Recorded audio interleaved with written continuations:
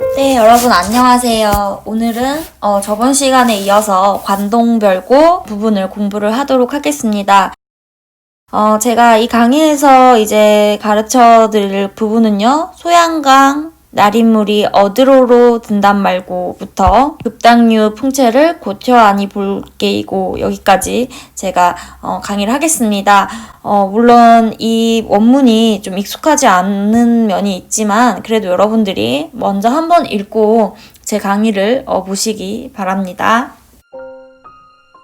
저번 시간에 배웠던 거에 이어서 설명을 하겠습니다.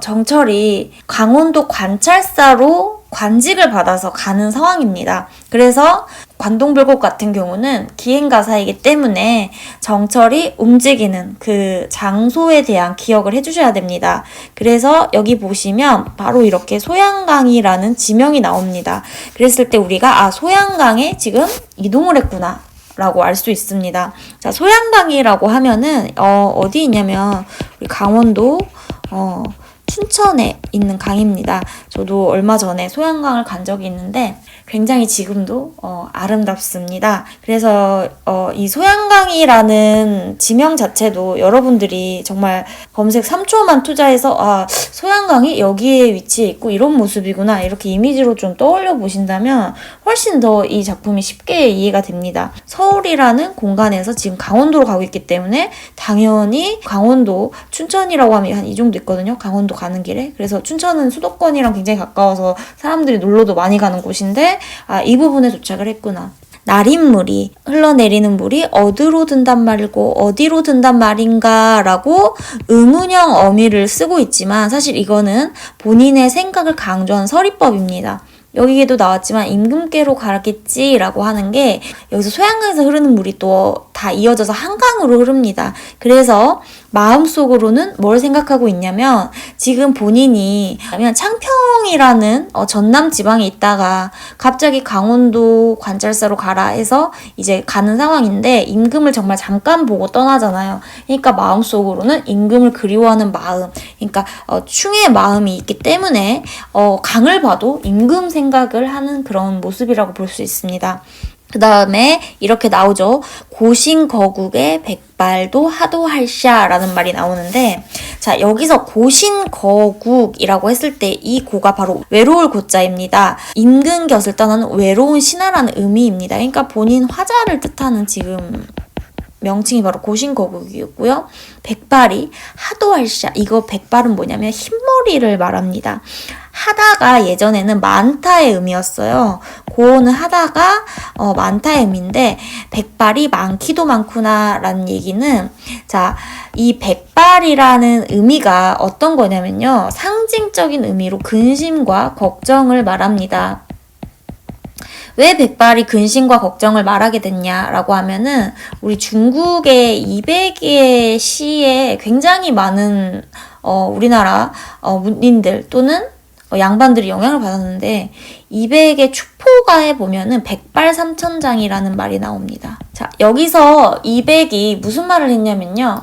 흰 머리털이 3,000길 근심으로 인하여 이같이 길어졌네 라는 얘기가 나와요. 그러니까 3,000장인 길이를 얘기하는데 흰 머리털이 3,000장이 될 정도로 근심이 이어져서 끊임없다 라고 얘기하는데 이게 좀 과학적인 것도 있는 게 우리가 스트레스 받거나 고민이 있으면 새치가 많아진다고 하잖아요. 그래서 이 백발이란 거는 어떻게 보면은 정말 스트레스 받아서 우리가 흰머리가 많이 나고 새치가 늘듯이 근심과 걱정이 많다. 왜? 임금을 떠나고 있기 때문에 이렇게 생각할 수 있습니다. 그 다음에 동지밤 개오새와 북간정에 올라하니인데 방금 여기 소양강에 있었죠. 여기 동주는 어디냐면요. 철원을 얘기합니다. 지금 여기 강원도 철원입니다. 여기는 굉장히 춥고 이제 군부대가 있는 곳으로 유명한 곳인데 지금 이제 철원까지 간 상황이에요. 여기서도 역시 장소의 이동이 나타난다. 이렇게 볼 수가 있습니다. 밤 개오새와 밤을 겨우 새어서 어디에 올라갔어요? 북간정에 올라가니. 자, 북간정이라고 하면요. 지금도 있어요. 철원읍 관전리에 위치해 있는데 이 북간정이 이 철원 그 지역을 방문한 사람들이 이렇게 강원도 풍경이 좋구나 하고 자신들의 소회를 글을 쓰거나 그림을 그렸던 공간이라고 합니다. 여기는 아직도 철원군이 굉장히 잘 보존을 하고 있고 또 이제 관광지로 생각하는 부분인데 북간정에 지금 오른 그런 상황을 보여주는 거예요. 자, 북간정이라는 거는 철원에 이렇게 정자죠. 북쪽에 있는 정자에 오르니까 사실은 철원에서 멀리 봐도 서울까지 보이진 않지만 어떻게 얘기를 하냐. 임금을 보고 싶은 마음 때문에 삼각상 제일봉이 함하면 베리로다. 삼각상 제일봉이 웬만하면 보이겠구나 라고 얘기를 한 거예요. 실은 보이지 않지만 임금을 너무 보고 싶어 하니까 삼각산이 떠오른 거죠. 보통 한강이라던가 또는 이 삼각산은 한양을 뜻하는 그런 상징적인 대유로 사용이 됩니다. 이 삼각산은 지금의 어떤 거냐 북한산을 얘기합니다. 이 북한산이라고 지금은 명칭이 바뀌었는데 백운대, 인수봉, 만경대 이렇게 세 봉우리가 있어서 삼각산이라고 예전에 얘기를 했습니다. 그 제일봉, 제일 큰 봉우리가 웬만하면 보이겠구나. 이렇게 얘기를 하면서 한양을 그리워하는 마음, 한양은 곧 무엇이다? 임금이다. 그런 소회를 얘기를 하고 있습니다. 그 다음에 궁왕대걸터의 오자기 지지괴니 청고흥망을 아는다 모르는다. 자, 이렇게 얘기가 나옵니다. 제가 이거 하나하나 자세히 설명하고 있지만 사실 이런 것을 모두 다 외워야 하거나 암기해야 되는 건 아니고요. 여러분의 이해를 돕기 위해서 제가 자세히 설명하는 겁니다. 왜 갑자기 궁왕이 누구냐? 궁의 얘기가 나오냐? 여기서 이제 여러분들이 어떤 배경 지식을 가지고 있어야 되는데요. 저도 어렸을 때 태조왕건이라는 드라마 진짜 재미있게 봤거든요. 그때 왕건 역할을 최수종 배역이 했고 궁의 역할을 김영철 배역이 했는데 정말 궁의 역할을 맡는 김영철이 훨씬 더 유명하고 지금 다시 또 재패러디 되고 있는데 그 궁의 열풍이 있었습니다. 한쪽 눈을 가리고 오마이만 매옴 이렇게 주문을 외는 그런 승려 모습에 이 궁예가 어디에 후고구려를 세웠냐면 개성에 처음 세웠다가 철원, 예전에 철원을 태봉이라고 했거든요. 태봉으로 도읍을 천도합니다. 그렇기 때문에 지금 동주가 어디예요? 철원이죠. 이 북간정에 올랐죠. 당연히 궁예 생각을 할 수밖에 없는 거야. 역사적으로.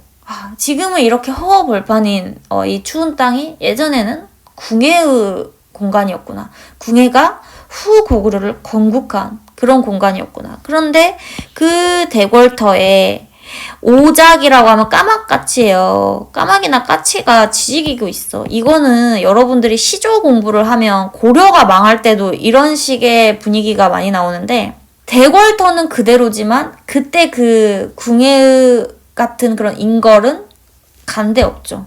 사람은 죽는데 그 터는 있고 한때는 융성했던 공간이 지금은 뭐가 됐다. 너무너무 쓸쓸하고 초라한 공간이 됐다. 자, 이런 걸 보고 맥수지탄이라고 하고 인생무상 이런 정서가 떠오를 수밖에 없습니다. 자, 그래서 청고흥망을 아는다 모르는다 라고 얘기를 하는 건 청고의 흥망, 그러니까 오래된 세월부터 나라가 성하고 나라가 망하고 하는 것을 이 오작들아 너네 아니 모르니? 라고 얘기를 하는 거예요. 자연이라든가 공간이라든 건 몇백 년이 지나도 이렇게 그대로 보존이 되어 있지만 이 인간사라는 건 굉장히 무상하다. 이런 정서를 여기서 느낄 수 있습니다. 그래서 궁왕이라는 의미가 여기서 나오는 겁니다. 그 다음에 또 어떤 생각이 드냐? 회양 내 이름이 마초와 같으시고 급당류 풍채를 고쳐 아니 볼게이고. 자, 여기까지 제가 설명을 할게요. 자, 이 회양이라는 거는 어떤 얘기냐면 중국 한나라의 어떤 지명을 회양이라고 합니다. 그래서 이곳 철원에 오니까 이 회양이라는 이름이 바로 정철이 관찰사 태수직을 받은 그 공간입니다. 중국 지명이랑 똑같은 거예요. 사실 우리 한자로 대부분의 지명을 만들었기 때문에 중국 이름과 같은 이름이 있을 수 있죠. 그래서 마침 같은데 이 회양에 급암이라는 사람이 있었는데 이 급암이라는 사람도 굉장히 정철이랑 비슷한 생애를 살았는데 이 사람이 파직이 됩니다. 그래서 전원 생활을 하다가 수년 만에 다시 어디 태수로? 회양 태수로 임명이 됩니다. 정철이 입장에서는 자기가 가는 회양이라는 공간이 이름이 마침 같고 또 자기 인생도 누구랑 비슷해요. 이 급당류, 급암이랑 굉장히 비슷해. 그래서 회양태수로 간 금암이 거기서 굉장히 선한 정치, 백성들을 위한 정치를 베풀었다고 합니다. 급장류의 그런 풍채, 모습을, 이 풍채는 어떤 모습을 뜻합니다. 급장류의 모습을 고쳐서 여기 강원도 회양에서 다시 볼 것이다. 누구를 의해서? 나에 의해서. 그래서 나는 뭐를 지금 얘기하는 거야? 선정의 포부. 백성을 위한 정치의 포부를 나타내고 있습니다. 자, 여기까지 여러분들이 굉장히 짧은 분량이지만 제가 이제 설명하는 걸 듣다 보면 좀 길게 느껴졌을 거예요. 하지만 여러분들이 제가 설명한 부분을 듣고 이 부분을 혼자 공부할 때 빠르게 이해할 수 있었으면 좋겠습니다. 오늘 공부는 여기까지고요. 다음 시간에 다시 만나요. 좋아요와 구독 꼭 눌러주세요. 안녕.